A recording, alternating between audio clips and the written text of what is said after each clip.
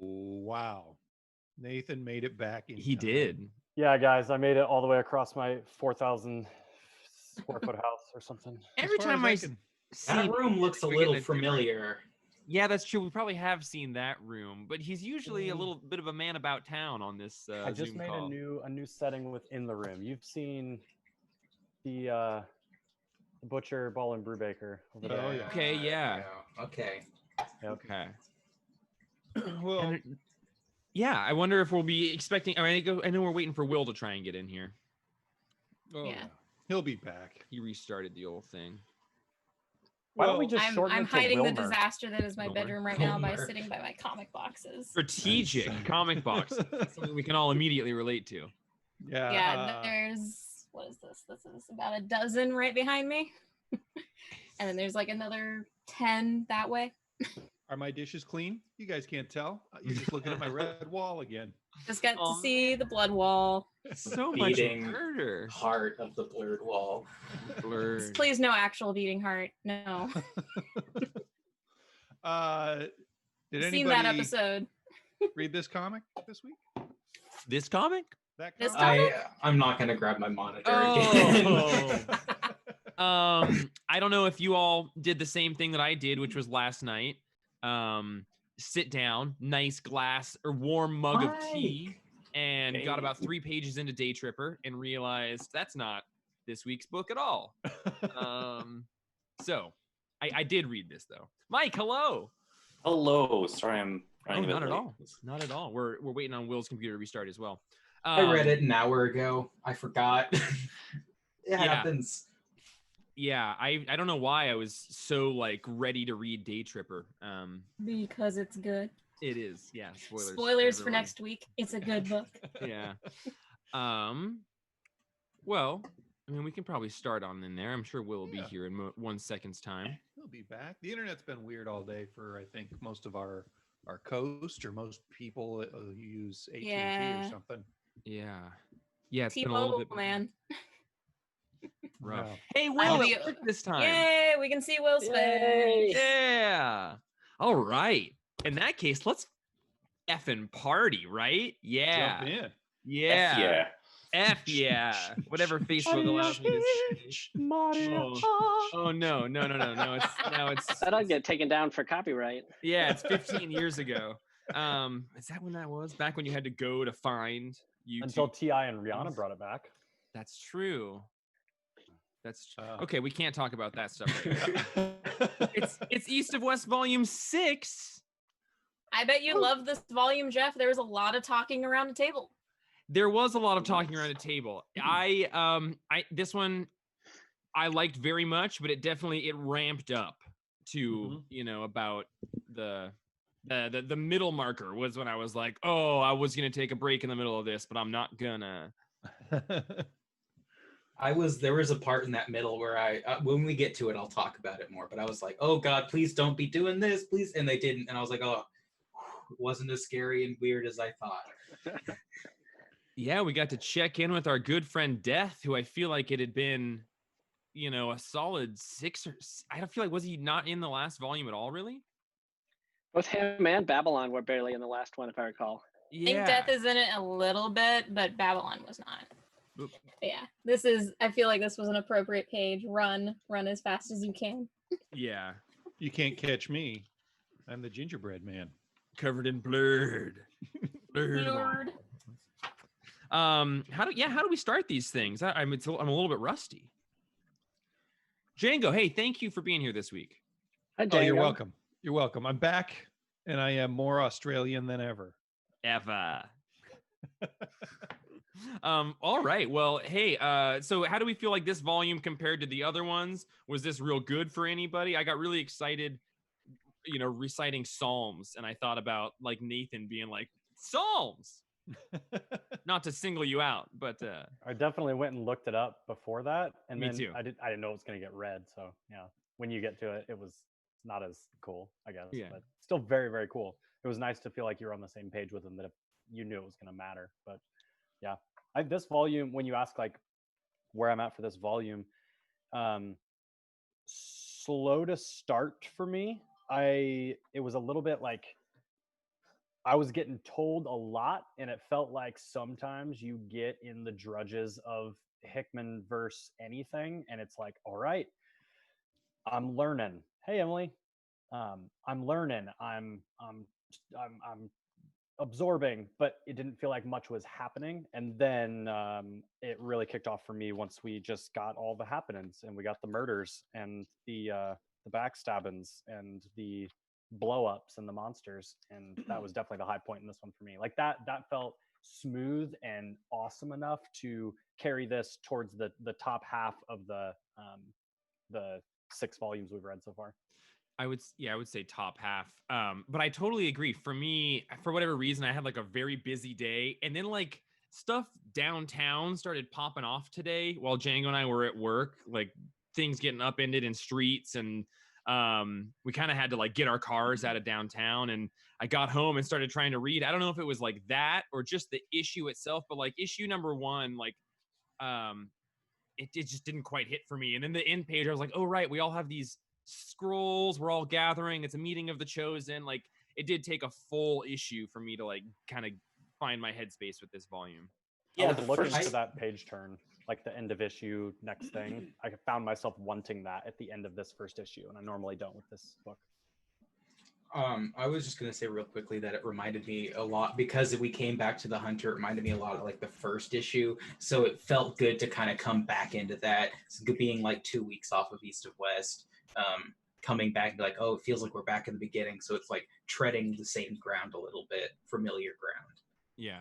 Yeah, I was about to comment on that, but in the same vein that I felt like it slowed down getting into the volume, because you're starting off and it suddenly feels like you're starting off volume 1, and you're kind of like, wait, okay, is this volume 1? What this is identical. I felt the same thing, yeah. I totally had the same experience. I just thought I was getting confused, but now I feel really seen.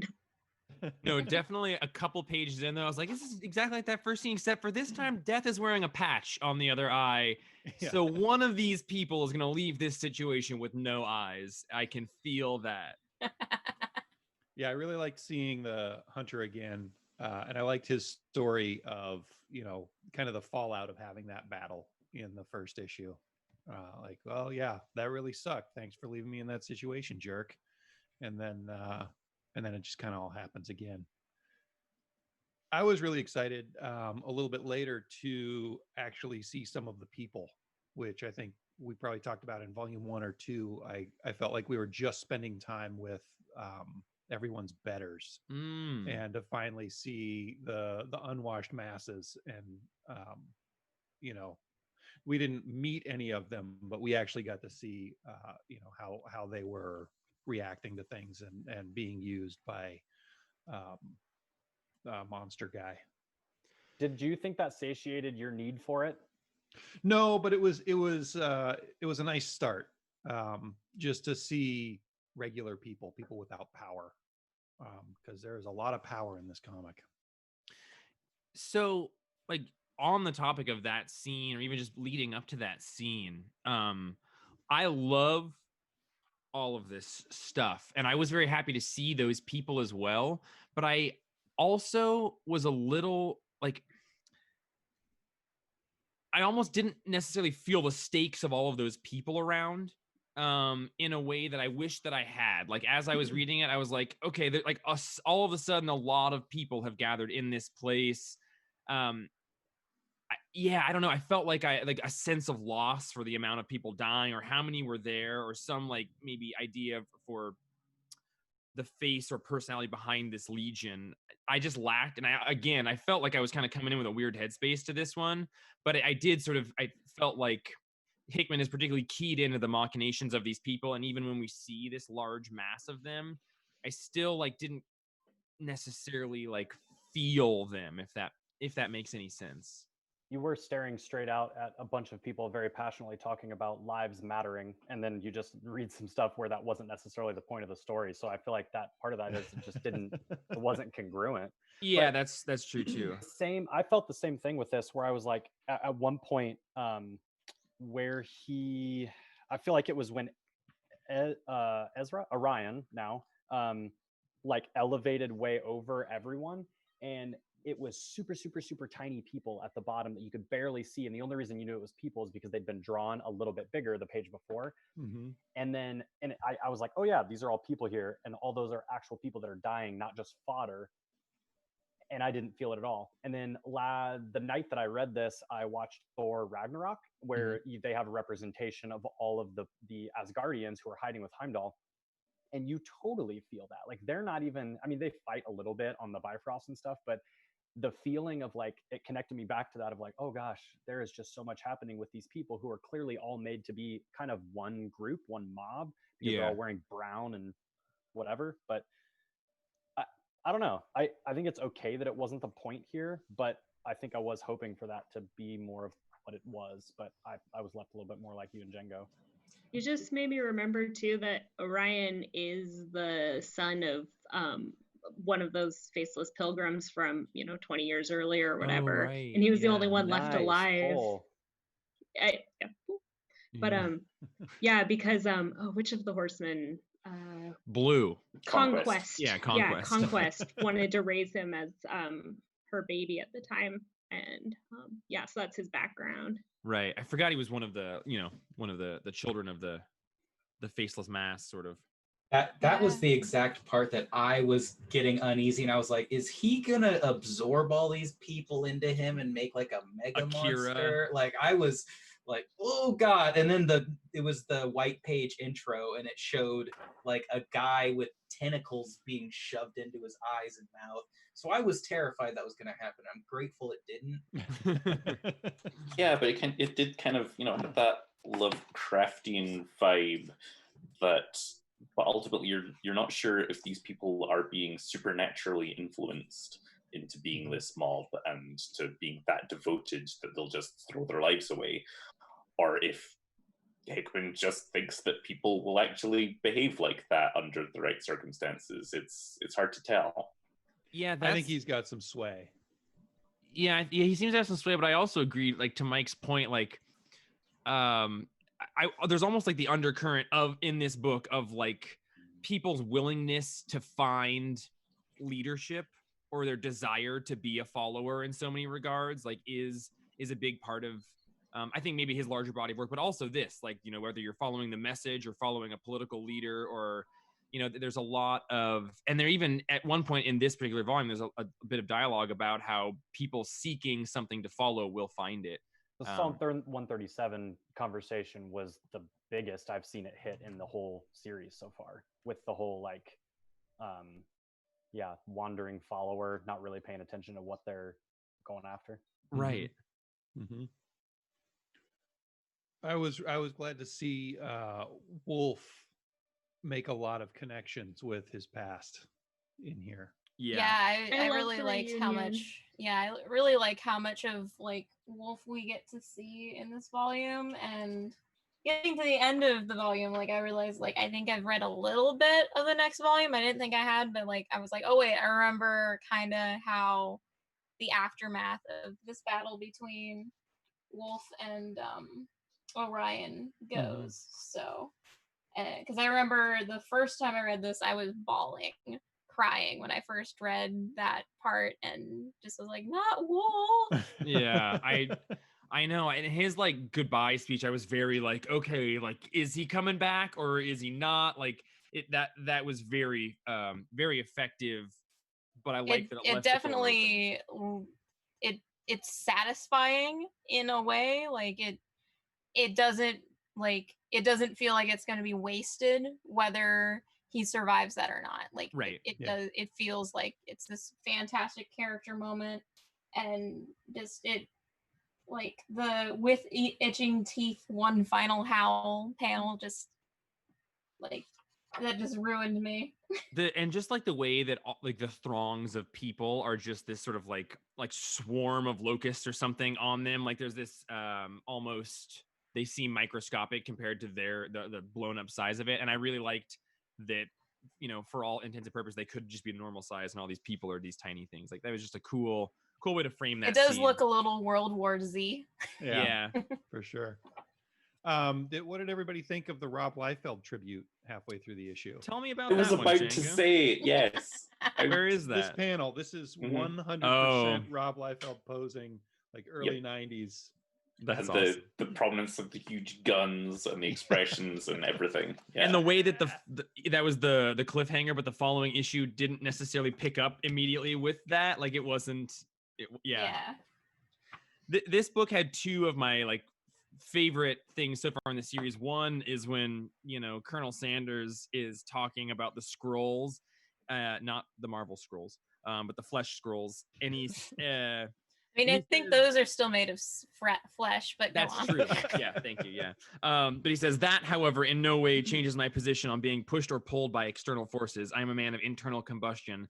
I am my own forward motion. I loved that line just because, like, I as love someone his voice. Like you can hear such a voice when you read him. Absolutely. It's Yep. amazing. you absolutely can. It reminds me of that scene from The Office where like Andy is talking about Southern voices is like Yes, when that's you're exactly dropping, what I do with like molasses. the molasses. Yeah.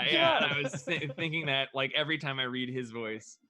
And then just the whole character of Billy or whoever the assassin dude is. Yeah. Oh yeah, well is I want to so good. yeah, I want to get like really into Yeah, so we can those bounty hunters put like that later. one off. Yeah. But I think that was like the most fun I've seen Hickman ever have writing anything. In case we go past it, I just have to express how happy I was with the playfulness and art of the eye crawling into his pocket, all cutesy like. And Like, I'll that just hang out here. That was that the only thing I took a line- picture of for the whole volume. that line that he responds with, "Not a goddamn chance." Yeah. Just, I'm not putting you in my face. I'm not putting you in my head. That's bad. It's like the opposite of Taco from the Adventure Zone. You're good out here. Yeah. There's a scene where Colonel Sanders and his assistant are flying to the meeting, and she says there's rabble underfoot, and they're watching all the pilgrims head towards where they're headed. And she says, at first there were a few, but the crowd keeps getting larger, and they're headed in the same direction. So that means that those people have been headed that direction for a while. They're pilgrims. But like they've been going there because if those guys started and they're flying over the stragglers. That's why I was closer, there's more and more. Sort of having a hard time grasping the scope of this crowd because it seemed like something that was gathering quickly, but then to be able to gather quickly and that large of a number, like that was like there was just some small disconnect in my head from I think being able to grasp exactly what the intent was. Yeah, I think maybe it's for me it was not really knowing the time that has passed between when they got the scrolls and when they left for the meeting. There was like just a couple moments in this book where like there's a great scene that Wolf has when he sees like John Freeman and with Crow, and then what happens, Wolf. I was like, damn it, I should have known. He had a good moment. This was coming. And then there was another character. Oh, and then Orion, when he's like yelling and like right before he gets shot, I'm like, this guy has got to just, and then you turn the page, it's like blam, you're like, okay, right. Like there was just very effective, like, you felt as a reader what was logically going to happen right before it happened, but not insultingly early either. The coloring does a really good job on that sequence. Now that I'm looking at it again, it gets more darker and orange until the blam actually happens. Yeah, I felt like it did a great job just kind of building the tension. Like you could feel it just kind of playing with you as you were reading that. You could feel the tension growing, and like you said, Jeff, like you could just know what's coming next on the next page because of that. Okay, so I want to go on the negative end of that, which I don't normally do for these, but this is another, I watched an Avengers movie the same night and felt something totally different. And I know it's a movie in this, but there was the scene in Infinity War where Vision and Scarlet Witch are talking like before they go to Scotland, basically before the Black Order shows up.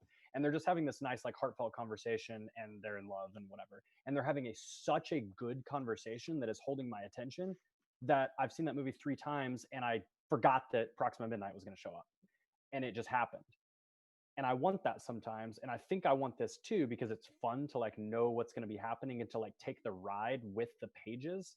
But there was part of it that it was like, it did feel like the writing of Going Up, or Hickman does this sometimes where the writing of Going Up is just to try to contrast with the other thing, and then it feels like I'm what's your kimono line? Too much. Parting the kimono. Yeah, That's not our line. I know it's not your line. You're who I hear it say the most. Yeah. It felt a little bit too much like I was able to see that, and I don't know. I don't love that. I'm in the dark, and I like being in the dark a lot. And that one, I was like, I knew what the page turn was going to be, and I wasn't thrilled. Yeah, it contrasts with what I consider a very kind of Joss Whedon narrative device, which is just throwing in the sort of climax moment just entirely randomly. Which, yeah, there's a build up for this one. Yeah. And the other way to take it is to just put it in at the moment where you least expect it. And yeah, so I see what you're saying there.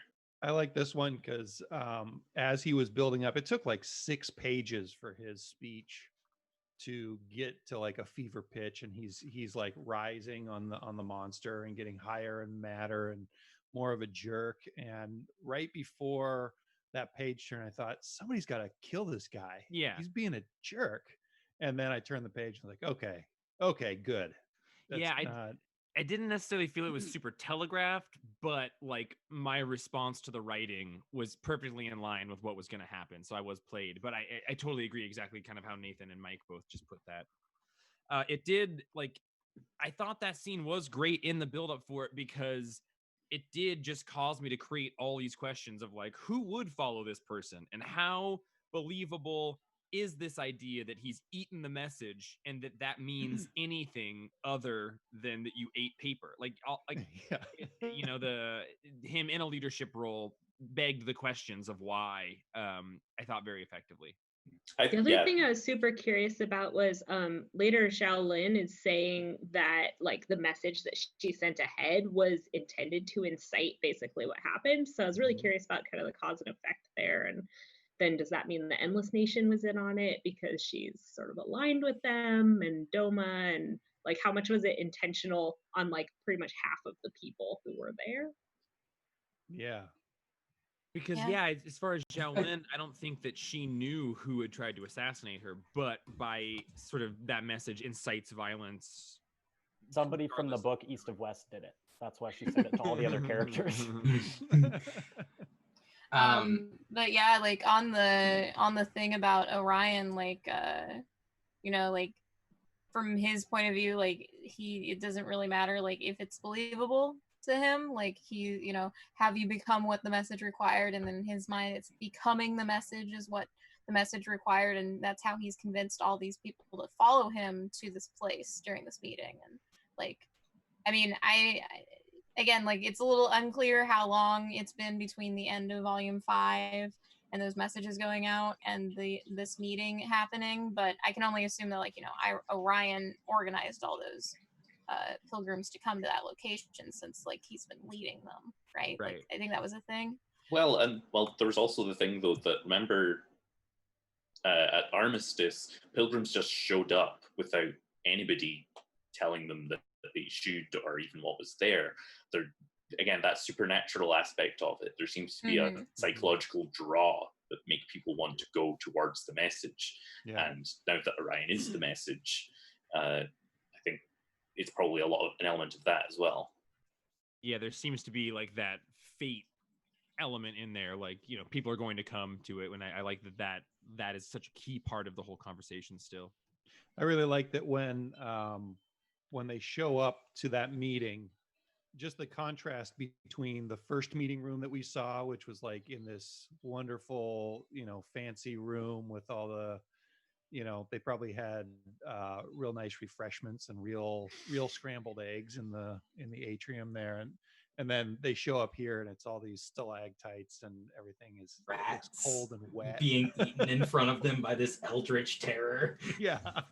And the fact as well that in that first meeting, it's, you know, they're at least arriving there under the sort of consideration that they each have equal status within that meeting. They each have something equal to contribute. And yeah, the mistake that Orion makes is just trying to completely own the room and, you know, trying to force his will on everybody. And he can't do that. Yeah. There's no leaders in a balanced, you know, social hierarchy. And I liked I forget exactly who worded that so effectively, but I think it was Colonel Sanders probably commented on that of like, you, the first in line of equals, which is like, someone always thinks they are. This volume definitely highlighted the selfish nature of a lot of these people. Even Doma. I thought it was interesting how quickly she just dropped the Endless Nation, even with it seemed like she had a pretty close connection with the Widowmaker that was with the Endless Nation. So the fact that she broke those ties really quickly, while also being so willing to give up the president, it showed very much like, I don't remember how Ezra Orion phrased it, but just like being fallen to the world and falling to those selfish nature. Wasn't it that she was the only reason she was indebted to the Endless Nation was because of the like uncovery that she was who she was while the other Widowmaker was there? I think so. Or was there another connection she had? I think it was also the alliance between. Yeah, but also the alliance between the Maoists and Endless Nation. Yeah. To that point, I really liked how this. I thought also just because they didn't kill her when they could have. They didn't kill her when they could have. I kind of thought that was part of it too. Yeah, maybe and send her back in a box. Yeah. Her head and maybe part of her butt. yeah, maybe butts in a box.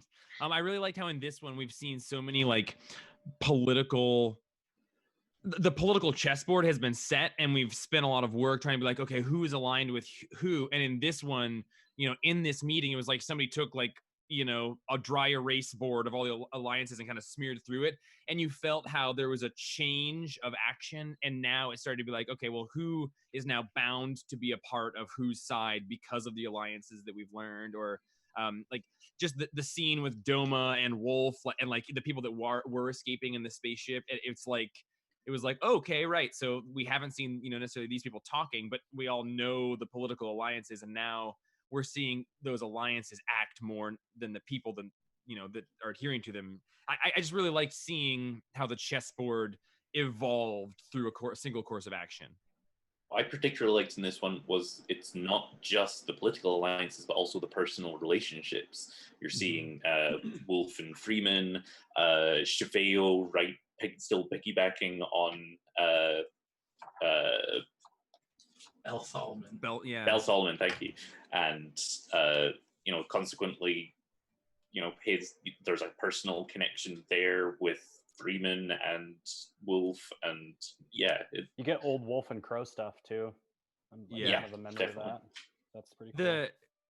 Actually, DJ Mike. To that point as well, like I loved the shadow that Cheveo has had over this whole series, but particularly this volume. Like he was such a present character for someone who was killed, I think, in volume 1, maybe volume 2, but like just that shadow of, we felt everyone who was connected to him. His son turns out the Endless Leader guy's his brother. Wolf is, that's interesting how he's still such an important nucleus. Did anybody else think it was kind of weird that when they were having the meeting, when John Freeman points at Ezra with his gun, and then like 3 panels later, he points his gun finger at Bell? I guess it was at Bell both times. Yeah, and like putting it up and then putting it back down and then putting the finger down. It was just like, can you relax? I think we get the point. Make up your mind, buddy. Yeah, I wasn't sure if the bottom 3 panels on that page where he's not holding the gun, then he's holding the gun, and he's not holding the gun, that was supposed to imply like how ridiculously fast he is on the draw, but then also ridiculously fast putting it back in the holster. Yeah. But it wasn't super effective at that. If it was just like, I've got a gun on you. Now I don't. Now I do. I really liked when everything starts falling apart, watching, what is Colonel Sanders' name? Archibald Chamberlain. All right, Chamberlain. There we go. I like watching Archie Chamberlain take a cloak and escape through subterfuge rather than battle. Yeah, that took me out of it, to be honest, because it just seemed like such a tactic that like one of my D&D players would try to pull off. They were playing a social character and got into combat, and they're just like, again, against a literal mob that is attacking you in real time, would you be able to grab a cloak from somewhere and just put it on and be like, oh no guys, I'm one of you? Actually, like 50 people looking at you. I'm still stuck on the idea of Mike running a D&D game. That sounds awesome. Let's just make the book club become that. Just all join. What are we doing here, guys? But do an East to West campaign. Yeah, and the Deadlands will be a part of it. Yeah, again, Deadlands. That's essentially this. Play as Doma, please. So I loved the relationship between Orion and his thing. I forget what it is. Name at this one. Boor? But like he gets shot and then the tongue tendrils like go into the wounds and it's like an external nervous system for him to like be healed from. And then even as he gets his shit wrecked, Phantom X. Yeah. I was sort of, like, oh, is he dead? And then he of course comes back not dead. He's just like combining with this thing. And I was like, oh, this is like a super handy pet to have grown out of your arm. Handy is a way to describe it. Yeah, and that now it's kind of reversed. Like what started as an extension of him, and then they separated. He's now become an extension of it by the end of it seems. So, although that's kind of confusing about, because he's being reabsorbed into the creature. So it's this kind of reverse osmosis. Yeah. I'm really curious what the connection between all these just stark white characters is. Like between Wolf, Doma, Death's child, and like the way that Wolf was talking about how he is a servant of death, and it seems like maybe that. Although he was stark white, I think in the flashback as a child. Yeah. So I mean, the biggest connection. Fate. The biggest connection is that they're all written by Jonathan Hickman. That's true. He does love that design aesthetic. What I think of other. Oh, sorry. I was just gonna say what I meant by fate is just that those with white skin are dedicated to being servants of death, whether they know it or not. Possible. I don't know. Just a thought. But Death was a different color originally. Yeah, he was inverted, like Crow. I'm just trying to think of series that have had a similar sort of design aesthetic with characters of the kind of the very monochrome. A lot of Hickman books. Interesting, because now that's making me think. Because I forgot that he was a different color in his original iteration, but when Babylon sees him through, he sees him in that reverse iteration. So I wonder. If also with two different colored eyes. Yeah, with two eyes. So I can't stop thinking someone pointed out when they're like, and he never saw her again. I'm like, oh, there's gonna be some sort of eye story for him. You're right. Maybe he's just gonna lose some eyes. Yeah. Maybe he'll end up with both the soothsayer eyes or something. Oh gosh. Oh yeah. Just hanging out in his pockets. Yeah, he wouldn't want to put him in his head holes though. Etrigan the eyeball. Yeah. I mean, if we're comfortable moving into that part, like the first 3 issues were awesome, but the last 2 issues of this were just like I was like, kind of working towards like taking a break between sittings, and then issue 4 of 5, I was like, oh no, I can't do anything until this is all resolved. I kept getting stoked on it and making my husband look at it, even though I knew he like wasn't reading along and it meant nothing. I was just like, but this is really cool. Look this page. When Death shows up, I'm like, it definitely makes that noise in a Western that goes like yeah. Actually, before we go into that, I loved how the one chief of the Endless Nation, when he had his headdress ripped off, that like several panels later, he was basically wounded to the point where he was no longer useful, and it spoke to that truth that he had said in the previous volume of like, what have we become? We're totally reliant on this technology. And I thought that was really ironed home, where it's like 3 panels after that headdress was stolen, he was getting like his weapons were gone, he didn't stand a chance. He only really survives because Doma is like, your friend's not making it to Wolf and Crow. Yeah. And Wolf dives back. Yeah. So anyone want to pick apart the science of being able to put fire behind an eye and like see out it? It reminded me of the scene in Wild Wild West where like I was gonna say the one where they're like, and then they have to turn the head upside down. yeah. That's a good movie. I believe that was like one of these Victorian like urban myths that you could actually do that kind of stuff. Yeah. And it wasn't just fire. He stuck a poker inside the back of the eye. Yeah. Yeah, that part made me actually laugh out loud, which is pretty rare for this book.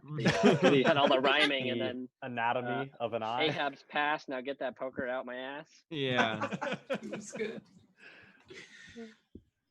So these assassins, these information seeking ones, I just, we get one issue, a couple pages learning about, whoever this 113 people are who have turned into like living technological embodiments of a Psalm 137. Like, I was just like, give me more of that. Like just like the little bit of text that there was. I was like, that is fascinating. And it's so like you, Hickman, to have that whole story element just in your back pocket to add to this. I felt that like explanation coming when the balloon was like, yes, I know who you are. I was like, oh, here comes the explanation. Turn page. Yeah. I just loved the entire the group of bounty hunter assassins and the kind of rich characters, and most of them are insane. And it reminded me of so many different things. If anyone watched Samurai Jack back in the day, there was an episode where it's a similar thing. There's a group of bounty hunters that are all camped together and they're all sharing their plans on. And again, it's that what they both do really well is capture the it's a masterclass in introducing characters just by having them talk and talk to each other and giving characters unique ways of speaking, unique voices, and implying a lot about those characters through those voices. Right, edge of my seat. It's time for you to go off on Billy Blackgun. Let's go. Oh, Billy Blackgun. I got already said word, yet no word came back from Atlas. We don't answer when Billy Black calls. I almost like Mike, to your point earlier about Commissioner Chancellor or whatever his name is, like it did. There was a funny nature about him being in the cloak, but it did almost take you out. And the Billy Blackgun also did. I couldn't help think about how much fun Hickman was having writing that. And like just even his final page of death was like none of that text needed to be there, but that he was just like, I gotta add it. It's too much fun. I'm having too much fun. I mean, he says he got stuck like a pig by a pig. Yeah. This is not a good way to go, folks. Not a good way at all. Well, all of those bounty hunters, like he didn't have a whole lot of time to give them character, and he did a really good job of doing it through just the voice for each one of them. Showing, don't telling. I love Psalms' little quips of just constant existentialism. It was loved that. Yeah, like I didn't want to read it. It was like, no, just be good or bad or something. Like I don't want you to have to go through what you're going through. Yeah. Well, again, it's the clever thing that just through following what he's saying in this kind of switching backwards and forwards way, you figure out more or less what's happened to him before it gets told to you. Yeah. It's this is probably someone who's been shoved into this robot suit against their will. Yeah. And just what super bummer is this like for several volumes now? That's just I'm so curious to learn what the consciousness behind technology is, or what the mover of that is, or like where did it come from. And it has this interesting relationship with all sorts of different cultures in this book, and I'm so interested about that because there's such a void of information about it. So Wyatt, what's his name? Wyatt. One-eyed Wyatt. Oh, a little obvious, but yes. I like that guy's patter, but it also made me think, like, how sea turtles have like tons and tons of babies because most of them won't even make it back to the sea across the beach. I feel like everybody in the world of East of West needs maybe 3 or 4 eyes at birth because they're just losing them left and right. And once you lose a left and a right eye, you're out of eyes. That didn't go where I thought it was going. But Then you're just a sea turtle in a leather jacket with sunglasses, and what are you doing there? Okay, so that's gonna be my next D&D character. Yeah. I loved seeing that the pig hadn't been murdered. I was so bummed out about the end of Volume 4. Like, I hope he doesn't kill that adorable pig. And now he has an adorable name. He's Dr. Tusk. Yeah, Doctor. And just the relief of knowing what that implies about Babylon at this point, that he hasn't descended into darkness or whatever was implied when we last saw him. Instead, he's a kid. He's even to the point though where he's starting to grow past a lot of what Balloon is trying to teach him, where he's learning his own stuff despite being an isolated individual with no other human contact or contact with anything other than Balloon, basically. Yet he's still figuring out the world with whatever information he's been fed. Right. And it's that moment where he's yes, I'm your companion, best friend. See, then you're not lost either. You're becoming a very frustrating young man, Babylon. Yeah. Yeah, and I am much less interested in the story of like Babylon possibly losing his humanity to the influence of Balloon. Like that, that would have been good. But at the end of Volume 4, I was like, oh, if that's the direction of that, then I feel like I can see down that hole a little bit. Whereas this, I was happy to just not be having that conversation.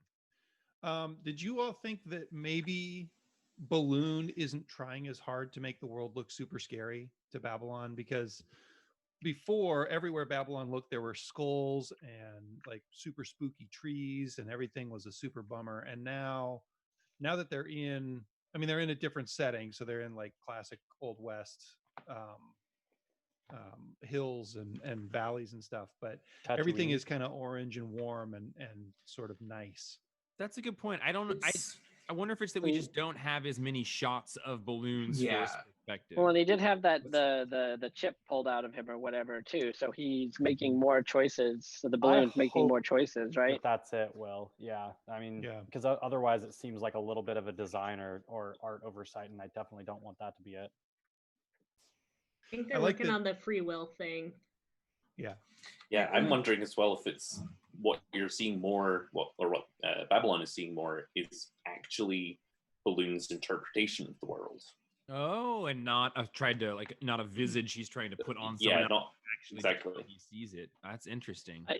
I've grappled with, and maybe it's just a weird thing that I get hung up because I get hung up on neckbeards and stuff, but I'm hung up on like how does Babylon actually see, and kind of tying that together, because it doesn't really make any sense to me. Like there's the things over his eyes, but where's that picture coming from? Because everything he's interacting with appears as if it's right in front of his face, but the visor and everything else doesn't appear to have any sort of video capture mechanism, at least that I can see. But I'm hoping Mike can help me out, as he always does. Nerdy shortcut would be that Balloon doesn't have any specific visual sensors. Imagine that Balloon is just completely covered with all sorts of sensors and is sufficiently advanced enough that he can project, based on his sensory readings, what Babylon would be seeing from his perspective and project that projection.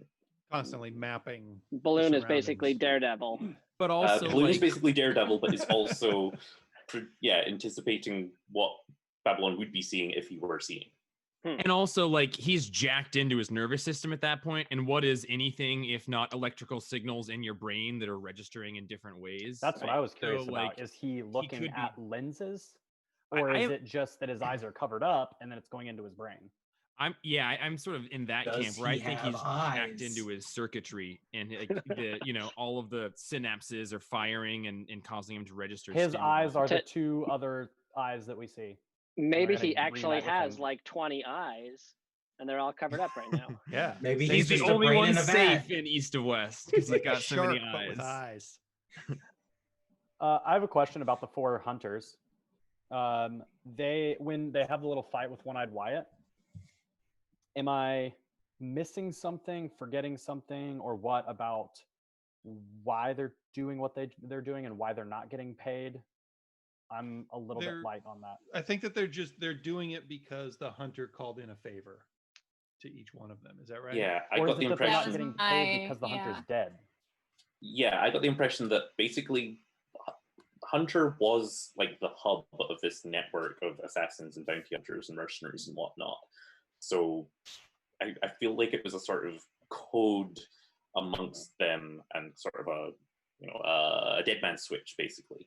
That when Hunter got killed, that message would get sent out telling them to go and hunt down Babylon. And he was killed, and therefore those, these ones, partially because they're crazy, feel honor bound, I guess, except for One-Eyed Wyatt. He's the one who's motivated purely by money, and therefore he's the one who's like, no, why bother? Everyone else there has either a sense of professional courtesy or pride, or, well, with Sam's case, I think just programming. Yeah. Yeah, I got that idea of just sort of like professional duty. Like it was almost like bounty hunters, like Cowboy Bebop or something, where like this person put a hit out and they are obligated to not only do it, but keep it secret and not, that was kind of. But when Sam actually says it here, it ain't not about money no more, Wyatt. It's about being an agent. Right. Yeah. What was that, Nathan? Well, I was saying, when did they go from getting paid to not getting paid? What was I think that? when the gap? hunter died. They lost Just signal with the hunter or whatever. They hadn't heard Okay. back, and that was when they had the argument about it. And he didn't want to, and I forget the other girl's name, where she's like, "We have the code. We have a code to follow." I don't know. I took it like Jeff said. I took it as simply as just like we accepted a job, and regardless of whether or not we can get a hold of the hunter, we have a job to finish. It's our code. Mm-hmm. Do we think that One-Eyed Wyatt is the descendant of the Goonies character, One-Eyed Willie? Well, it's an alternate reality, but I'm sure it's the same bloodline. Okay. I just wanted to see You're Jeff making a make mess that of it, face. Jeff. My cats. Aw, You know what? Hey, cat's going to the bathroom, Jeff. Yeah. What just occurred to me is when whoever pointed out, I think it was Wynn, showed that Death has two eyes according to Balloon, but we know he has one eye at that point, and then the one eye that is absent is red, almost like an oracle eye would be red. Mm-hmm. Well, yeah, technically he has two eyes. It's just not in one's his in his head. pocket. Right. What? Well, I missed it. Sorry, I was thinking about cat ring poop. is still in your pocket. But yeah, I wonder if maybe it's a vision of, future, or what he knows is there or was there. I loved their greeting. Sorry to hijack your. No, I'm. Do you know who I am? You're 91% chance that you're mythological, artificial, reanimate, apocrypha horseman. Like, what an introduction to your dad. Like, yeah. I was straight up heartwarmed by that whole last 5 pages. It was really sweet. That panel is just so good. The final page is God, yeah. so good. And I think it's the one where it shows him. Honestly, I was so in love with Dragotta for drawing this page. I know what one you're gonna do. Panel. Yes. That's the one. As I have a 5-year-old, that looks like a little 5-year-old proportioned boy who has the right posture of standing in front of his dad kneeling. Like, I don't know what it is, but that is perfect. Oh yeah, because I'm often looking at my 5-year-old son looking at me. That doesn't work. Sorry. This makes me think I should get my kids a pig to ride, actually. Dude. About that. And yourself a big robot dog. Yeah. And with there that you realize as well that tear through the he's neighborhood. the son of a horseman. So he's rides a pig. Half horseman, so he's got a mount. He's riding a pig. He's a pigsman of the apocalypse. Also, where has this face been all series? Let's get more of those. Like, that's so different and good and felt something, This was probably my favorite page from the whole series. Oink. Oh yeah, I love the line of word balloons. Yeah, and just like the body language, that was the one that made me think, man, I wonder if I could buy that original art. He did so great with all the silhouettes and the starry sky. Like, just those last 5 pages are amazing. Yeah. So do we think that maybe Zhao Lin is going to end up with balloon plugged into her eyes to never see death again? Oh. I'm super interested in just like death and balloon.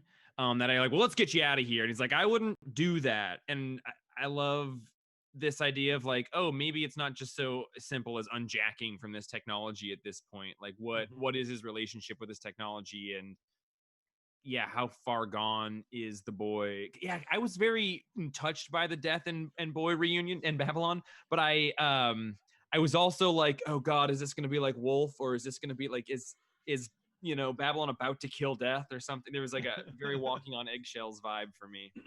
Yeah, and kind of in the same vein of like, whether or not he sees or not, like the kind of the last 2 pages here, like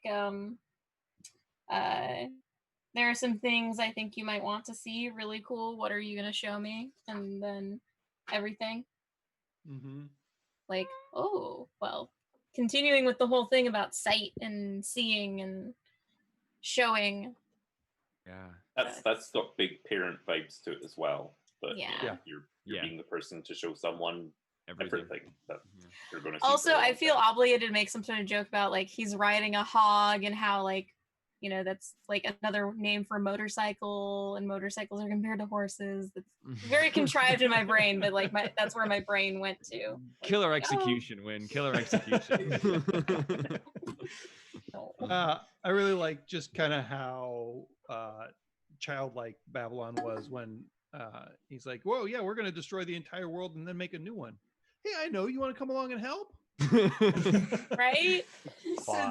When he called them little, did he call them little piggies at some point? He said something like, let's kill the little piggies. And I was like, oh. the make a school for little piggies.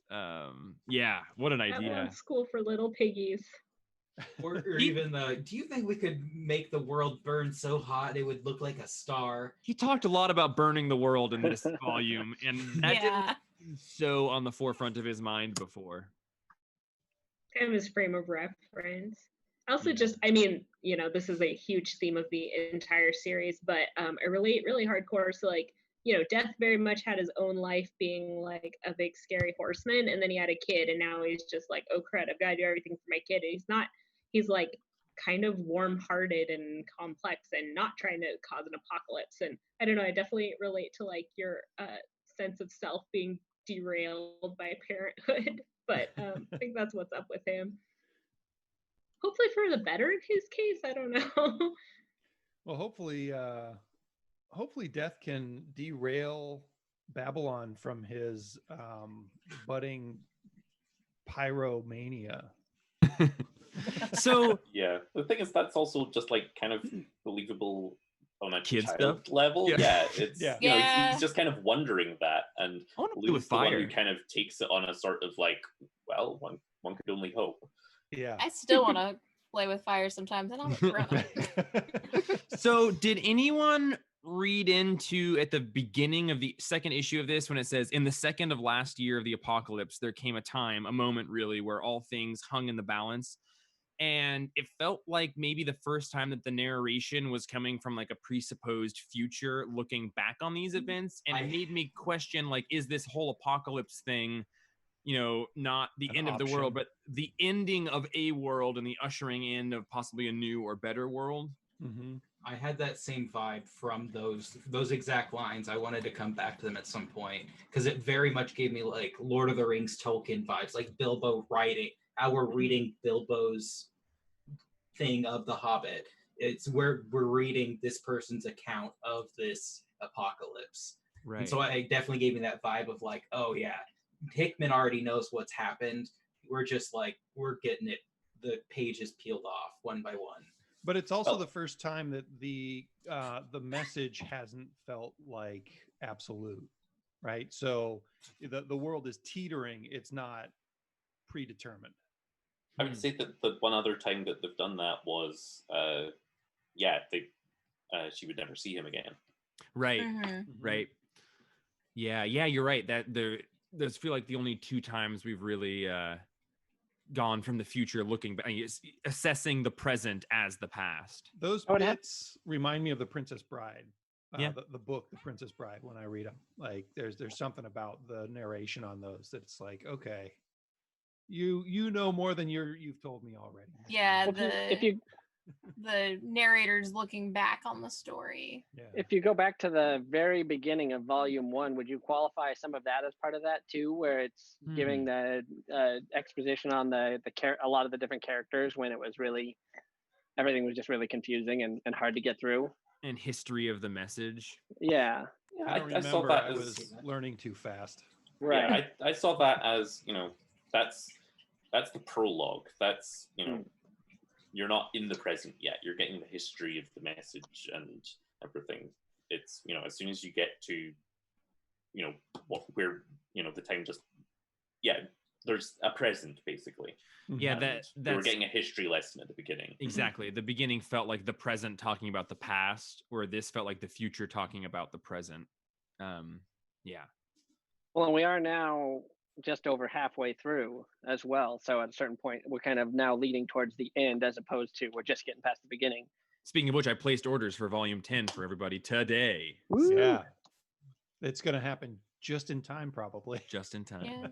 So, totally get if there's not an answer for this, but this is purely a collection standpoint. But is there going to be 4 volumes in the last hardcover then, I guess?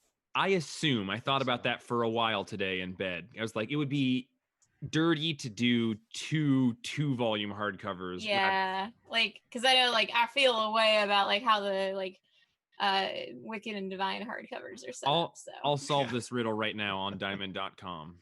we'll find out if they have that information listed. 3-issue hardcover, then another hardcover that's the last issue, and The World volumes 2 and 3. Is there a World 2 and 3? Oh, I got excited. Isn't the last volume only 3 issues? So I could. They're really hefty issues, though. I think they're all over 40 pages for the last volume. I'm not remembering exactly, but I feel like they were larger issues when they were being released. I believe it. Okay, can I go back to? Go ahead, Django. Oh no, you go ahead. You have to remember what you were going to say, though. You promise? Yeah, it's the last 2 pages of the book. Oh, okay, yeah, I'll do this, and then, the black, all black people and all white people in this. We were talking about, is there precedent for him making every character of the same color palette congruent somehow? In Avengers, all the Black Swan, White Priest, this and that. I was thinking about that while we were talking, and I cannot find. It seemed like it's just showing contrast in some places, but I'm not so sure that there was an obvious the Black Swan and every other all black character and whatever were all tied together. I think he just likes the way that it looks because he so did too. it in The Dying and the Dead. He did it in Black Monday Murders. He did it in some Marvel Avengers. stuff. Yeah. Well, and X-Men has the Fantastic children, whatever now. Yeah. Yeah, I would love to think that there's a Hickman verse that he's been setting up to tie everything together, like he's Stephen King of comics. So volume 8 has 4 issues, volume 9 has 4 issues, and volume 10 has 3 issues. So actually, the third hardcover is just going to be 15 issues, like all the others. Then where's volume 7? That one is 5 issues. I just didn't. Okay. Yeah. Okay.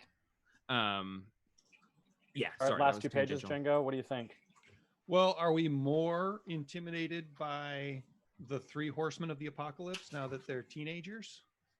Now that they've turned into the Monstar Squad from Space Jam. You should always be intimidated by teenagers. Oh, the Space Jam reference is wonderful. Thank you. I'm more intimidated that the mount guy just sat there until he died and then continued sitting there until he was a skeleton. It's so sad, actually. It's like the dog in Futurama that sits and waits for Fry. I'm hoping that he'll be animated and he'll still get to be ridden around as the mount. Skeleton mount. Yeah, though I feel like that does at least not give a firm amount of time passed, but because they became encased, was that the end of the last volume? Yeah. So that's, I So, mean, like- this has to be a pretty good jump. You don't just turn into a skeleton Yeah, overnight. like usually depending on, you know, a bunch of factors, blah blah blah, but like, you know, a dry arid area, like that's gonna take like at least 6 months. Yeah. And Yeah, it I've- says Obviously, you know, they're I've not, generally like, found super like 7 committed. to 8 months. Yeah, It like, depends it- on the humidity. Exactly. So Like like the worst puberty ever for those guys. Yeah. Like, Oh, so it does say the end of year 2, so we know a year has gone by in the last 3 volumes. That's where But I'm Mhm. anchored to. Yeah. But it's also a They end different. year 2 before they show us this, so there's kind of Oh. a completely undetermined amount of time. Yeah, you're right. You're right. You're totally right. Also, it might take 6 months to turn into a skeleton, but you don't turn into something after that. Well, let's Also, still a did skeleton. I don't remember exactly, but did they take their meat juices from the dude, or did I No, don't remember they- exactly who they they- took them from? I think they brought them out with them, like they had killed a bunch of people and brought it out. He's the one who poured it into the holes. Yeah, like he Ugh. had like a bunch of like cauldrons full. it was a slurry. It was an aggregate A of blood slurry. Elisa's. people, yeah. But it's definitely a different process than what happened when they were reincarnated, which is Mhm. interesting. Like they're Yeah. externally out of it, whereas before they were in underground. It was the Well- leftovers from painting Django's wall. Yeah. So it was a good Splurge. volume. I liked it a lot.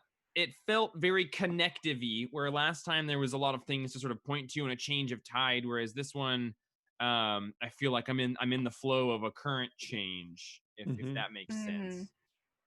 But It I'm felt very like we were reaching a midpoint on a lot of these interconnected storylines. yeah.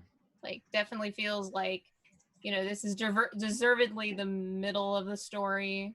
Obviously, you know, most of us are reading them in the paperbacks, but like, you know, like when the third hardcover comes out, it'll feel very nice and bookendy.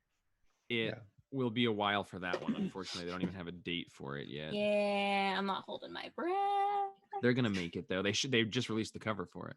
Ooh, who's on the So- cover? Babylon. Of course he is. So So it gets next, to be his dad, his mom, and then him. Yeah. oh, Yeah, it's a next family story. next week, Day Tripper, which apologies. I like I said, I got all excited to read that last night, cracked it, had the tea and everything, and then realized, oh shit, we did Gideon Falls last week. I'm emotionally in the entirely incorrect spot. I'm sitting in the living room crying for no reason. It was I- my anticipatory Fantastic reasons. Anticipatory. yeah, anticipatory tears. And we have them in stock now. So I if was you guys reading don't have it, both let us know. both of these at the same time. Day Tripper. I was reading Wow. both of these at the same time. Yeah, and then The Future is Coming to Kill You, at the same time as reading Day Tripper, and I had to put the book down because it was just too much to handle. That's a Were you lot of reading meta. one with each eye? Yeah, just I put one down and then picked up the other one. And issue for I issue. do that. I'll Gotta keep- have like 3 trades going. Yeah. I am honestly so incredibly excited to hear everyone's thoughts on Day Tripper. Mhm. This is the most vindicating, like getting to not force, but like we're reading Day Tripper. Like I've never been able to talk to this many people who've never read Day Tripper before. So I'm incredibly excited about what that is going to be for everybody.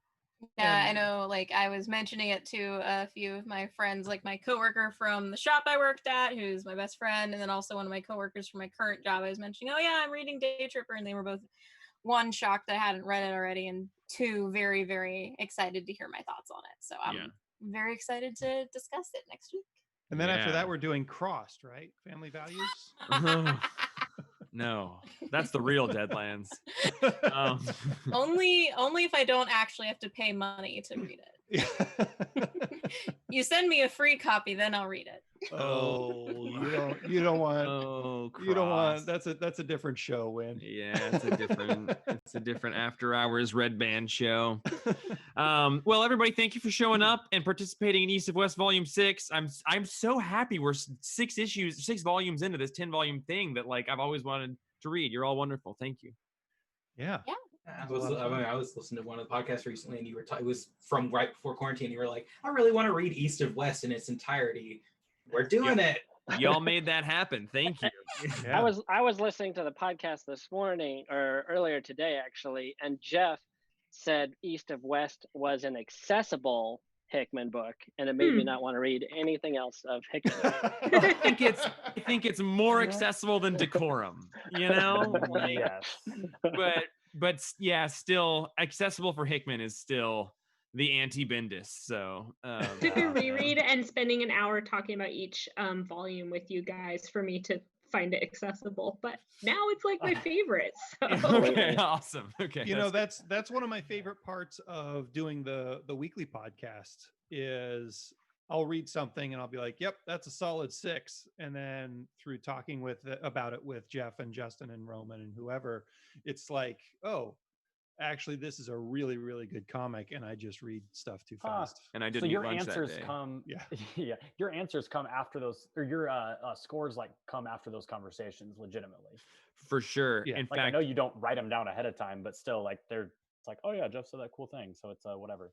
yeah, and while I was editing the podcast today, I was thinking about my score for Decorum, and I was like, I bet that would have been higher if somebody was like in the room that liked most Hickman things, like, and it wasn't just Django and I. Yeah, you know, that's what happens. But anyway, I'm glad that we're all on board for this one. Yeah. Day Tripper next week, and then volume 7, and then something else. And yeah, I think probably maybe between Day Tripper and a different one, we're going to try and squeeze like a volume 2 night in. So I just ordered Gideon Falls volume 2 yesterday. Nice. I think we brought it by yesterday. Yeah. So if we just were the to days do, all blur. They sure do. If we were to do Gideon Falls number 2, did we want to do 2 volume 2s in a week, or do we want to do like a volume 2 and a volume 3 of a different series that week? That's hard. I mean, we could like. I really am inclined with Gideon Falls also just go volume by volume, just because that book is so good. Yeah, there's a lot to unpack in each volume. Like doing maybe Skyward volume 2 and 3, just because that will and finish off that series. Yeah, just because that one I do want to talk about more too. So. Okay, so if we were to do a volume, okay, so let's get a vote from you folks now. If we were going to do Skyward 2 and 3 or Gideon Falls 2, which would you all rather do first? Skyward to Gideon Falls. Gideon Falls, maybe. I'm more attached to Gideon Falls. Okay. All right. We'll leave it in an ambient state right now, but it sounds like maybe Gideon Falls is what people should be putting in a cart if they want to get it out. All right. Thank you all very much. We'll talk to you soon, and I won't be able to see you soon enough, but we'll substitute for Monday. Thank you all. Take care, everyone. You guys are great. Thank you. See you guys next Bye. week. Bye.